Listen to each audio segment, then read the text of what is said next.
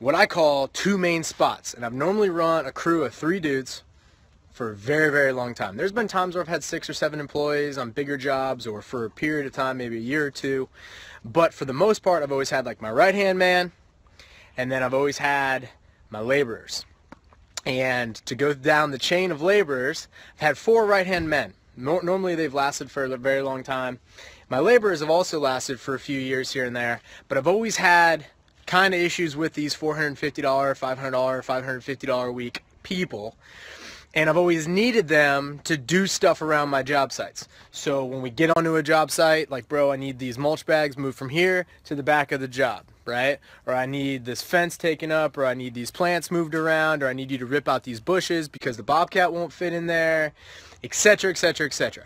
I've always had these issues with these guys. And after my last dude in the B spot, what I call the B spot, I was like, you know what, I'm not going to rehire him. I'm not going to rehire him. I'm going to figure out a way to replace him. So I looked at small little excavators. This would be like the Cat 301.7. I don't know what the hell they are. They're like Cat 301. It's like the smallest little cat. It'll literally fit in the back of an F-150, right? It'll like ride up, fit in the back of an F-150. And I was looking at these little things. That thing's like 25 grand. It's super useful. It basically replaces a man with a shovel. And I was like, all right, I'm about that. I was looking at these UTVs, and I was like, you know what? I need a Kubota account, right? Because I didn't have any Kubota products. I think I might go Kubota skid steers, so I want to start a relationship with Kubota and just see how Kubota handled it, right? So I'm going to go over here to the UTV here in a quick second, but I want you guys to know, like, this is how I've got this scope labeled out today, because this is my main truck, and this is my second truck.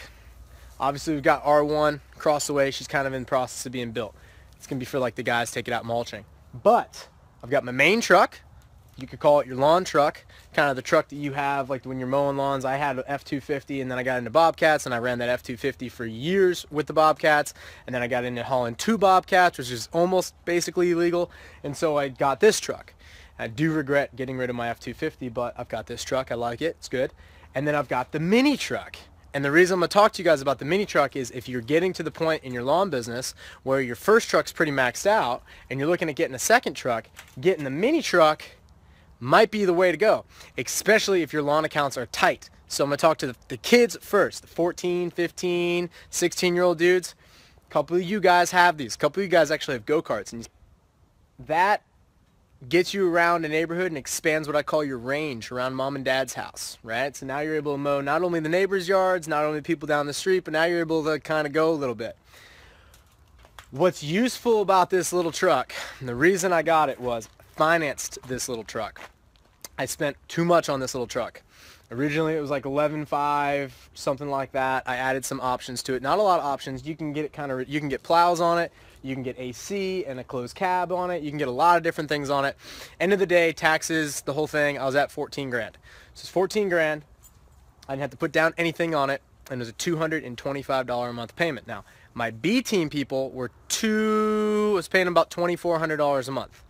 And I decided when the last one left, I'm not going to get a new guy. I'm just going to see how long I can go without him. And so I went and I got this thing. So it's 10% the cost of what a dude was. So let me jump into why I like this little unit here. Number one, I'm doing some landscaping at the shop here by myself, solo. I've got the mulch pallets kind of staged over there. The pallets are kind of broken up. They're not really good. I don't want to move them with the Bobcat. If you're a smaller contractor, you don't have your skid steer yet, that's okay. This is an awesome way to do it. I love this thing because I could literally, I don't know how, half pallet of mulch or whatever, I could stack all the way to the roof. And I could add roof racks to this thing. I could also, like when I'm out running, I've got an inverter for this thing.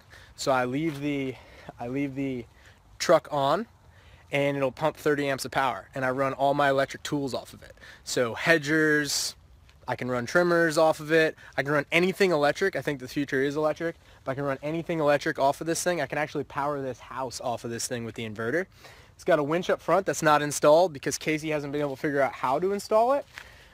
I'll show you guys. You guys want to see what happened to E1, dude?